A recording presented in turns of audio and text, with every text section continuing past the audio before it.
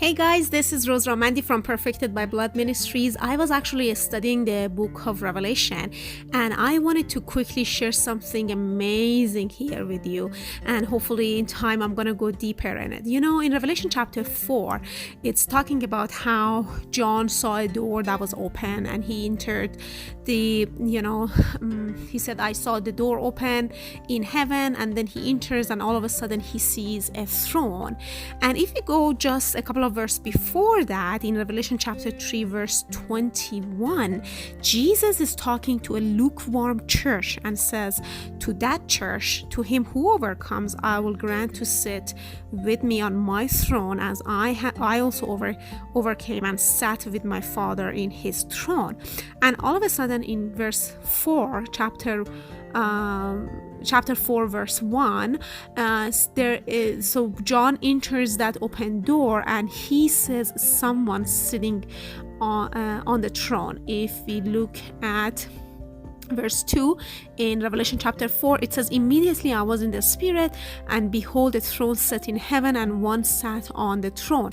And he who sat there was like a jasper and a sardius stone in appearance, and there was a rainbow around the throne in appearance like an emerald. So the interesting part is, it doesn't say that it was God sitting on the throne. There was someone, he who sat on the throne, but it doesn't even give a name here. So we automatically sometimes we think, okay, this is God, or sometimes we think, oh, this is Jesus as the Son. But that's the whole mystery of the book of Revelation, because it says the one who sat there was like a jasper and a sardius stone. So jasper and the sardius stones are the stones for the last and first, let's put the first and last tribe of Israel. So in Exodus, I believe in Exodus chapter 28 is, if you remember, God is talking to Moses and says the high priest must have the stone in his breastplate for the according, and every stone is for one tribe of the children of Israel.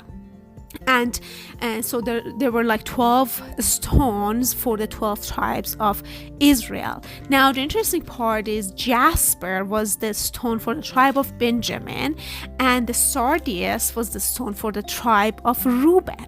So now Reuben was the first son and Benjamin was the last son. Now the meaning of Reuben is behold a son, and the meaning of Benjamin is the son of my right hand. So do you see, the one who is sitting on the throne is the perfection of son, from behold the son to the son of my right hand. So every tribe of Israel is the symbolic language of the growth in the sonship, from the time that you behold a son, the first son of God, Jesus, and then you step through every tribe until you get to sit on the throne and you become the son of my right hand. And this is what the story of the book of Revelation. So the one who's sitting on the throne is the perfect son who started with beholding the son, and now he has become the son of his right hand. And if you remember in Hebrews chapter 1 said, sit at my right hand until I make your enemies your footstool. So it's a place of rulership. So every perfect son of God who has started by beholding a son, the firstborn son of God, Jesus, and have come to a place and overcome all things, as Jesus said in Revelation chapter 3, that he who overcomes shall sit on my throne, he becomes, or that son becomes the son of his right hand on the throne, so he can bring the kingdom of the Father on earth as a king that is sitting on the throne. So we need to understand that the mystery of the gospel is not that how powerful and amazing God is, because he is, powerful, and he has always been powerful, and man always knew that God is amazing and powerful. But the mystery is how powerful the Son is, and the mystery is not that God's sitting on the throne. God has always been sitting on the throne. It's about how man now needs to sit on the throne. So the appearance of this man is the appearance of the jasper and the sardius stone in appearance.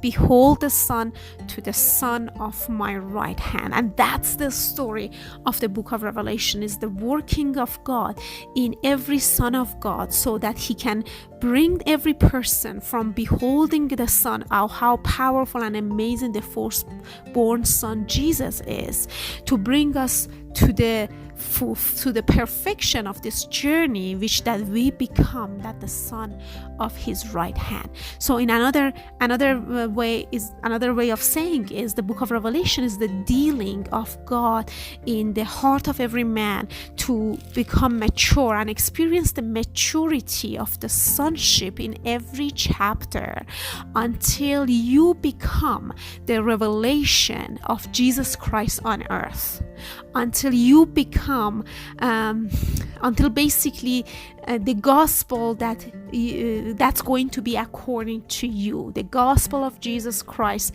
according to you, because not only you started from beholding the Son, but you also perfected the sonship to the Son of my right hand. And hopefully I will share with you, in maybe tomorrow, with talking about the 12 tribes and how this progression of sonship is happening in the book of Revelation.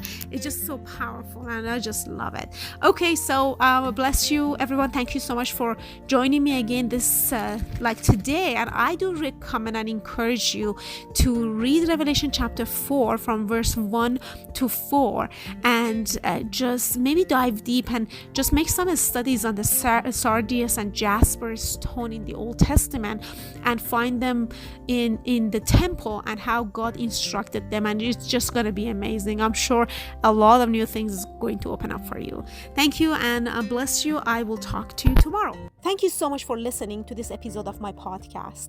To stay connected with me, join our mailing list at perfectedbyblood.com/sign up. By doing so, you'll not only receive immediate updates from me, but also grab a copy of the ebook called Unveiled Word, a simple guide to understand the Bible.